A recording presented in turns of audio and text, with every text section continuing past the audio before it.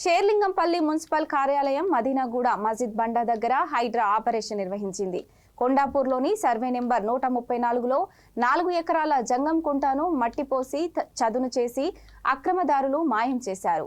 700 కోట్ల విలువైన భూమిని ప్లాట్లుగా చేసి అమ్మకానికి సిద్ధమయ్యారు. రెవెన్యూ అధికారులు ఆక్రమణదారులపై కేసులు పెట్టారు. హైడ్రా అధికారులు పోలీసుల సహకారంతో రెవెన్యూ అధికారులతో కలిసి చెరువు చుట్టూ ఫెన్సింగ్ వేశారు.